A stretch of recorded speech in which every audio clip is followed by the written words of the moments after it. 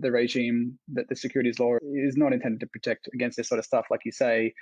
And, even within the technology of NFTs, there are some mitigations against some of those risks anyway, like fraud and disclosure around the product and non-delivery. All these things are actually addressed because when you're buying an NFT, you can see exactly what the product is and that's exactly what you're going to get. And then because of the way most of these NFTs are sold through smart contracts, the delivery occurs instantly and programmatically as soon as you make payment. So those things actually protect the consumer in a new way as well that, even traditional collectibles don't have going for them. And, not to nerd out too much, with apologies to non-legal listeners, I think there's another element of the Howey test that's interesting as well, which is commonality, right? Horizontal and vertical commonality, which means that if the investors collectively as a whole have a shared interest, they basically have the same upside and downside. And if the promoters or managers have the same upside and downside as the investors, you need to have one of those two things. So that has been taken for granted in every crypto token, right? All the tokens are the same. There's the same upside and downside for everyone. That is not the case for NFTs. The holder of the NFT, even in a series of NFTs, has different upside and downside, right? Let's take CryptoPunks as an example. Even if you said, okay, the CryptoPunks creators have some managerial efforts, they're going to build some more stuff that's going to make the punks more valuable. That is not the same for every holder. They're all unique. So I think there's some pretty strong arguments about why NFTs and even like series of collectible NFTs should not be securities. Yeah, for sure. I think one of the things that we are going to struggle with are the consumer protection laws because there is a lot of froth. There are a lot of people who are buying it because of the perception that it's just going up. And at some point, it's just a bubble. And when the bubble gets popped, then everybody will be like, oh my God, this is ridiculous. And they try to find the people who made the most amount of money who they can shoot, right?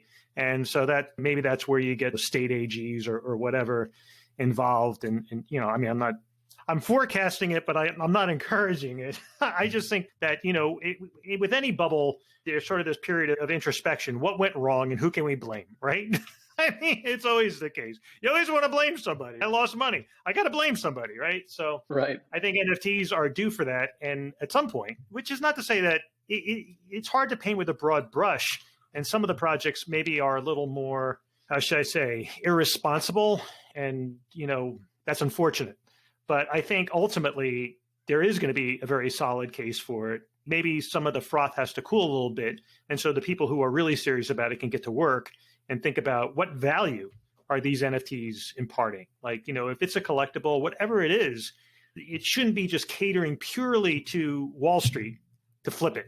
Like you buy a baseball card. People today buying baseball cards because they don't even care. Like, who's this guy? You play baseball? What? You could be whatever. It's like, okay, can I flip it? But to a true baseball collector, they value that. They use that as a way of connecting to the sport. It's meaningful to them to have that connection. Same thing with music artists. Same thing with paintings. It means something to you. It establishes this sort of personal aesthetic connection that transcends the speculative value. Doesn't mean it's not speculative. Doesn't mean that you don't hope that you can later on sell it for a profit. But fundamentally, you're buying it not because you think it's ugly, not because you hate the artist, not because you can't stand basketball.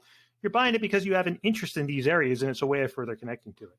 Yeah, exactly. And I think that there is some convergence between those folks that are collecting for passion and the folks that are going to financially do the best out of this, because those folks that have the taste, that have the creative ability, like the tastemakers who discover artists early on, discover up-and-coming players, they now have the ability to buy into the future upside of those creators, those players, by buying the rookie cards, buying an NFT from an emerging artist who doesn't have a strong brand yet.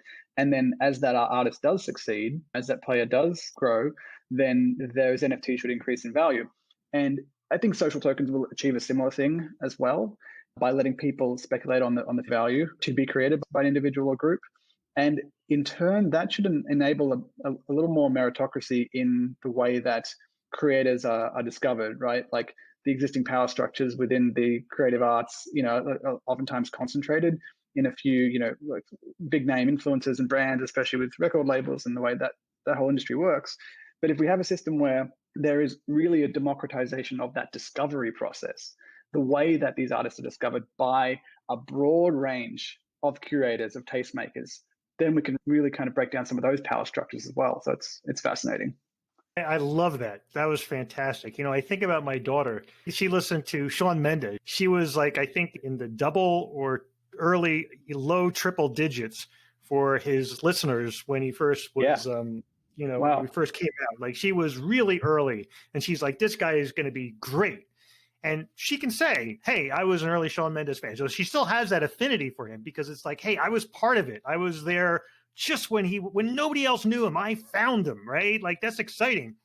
But imagine if she had actually a token that sort of, you could call it commemorated it, that sort of showed that she could prove that, hey, I was there. Imagine if you had some token and it's like Shawn Mendes, listener number 90 or something, or like I bought his token just when. I mean, that's, it's amazing. Imagine what that brings. And for that, the people who do that, the value that they get out of it, they probably wouldn't even sell it. Maybe they sell it way out in the future. But for somebody who was there early, like it's on some level, it's like you could offer all that, but it's like, no, that's my number.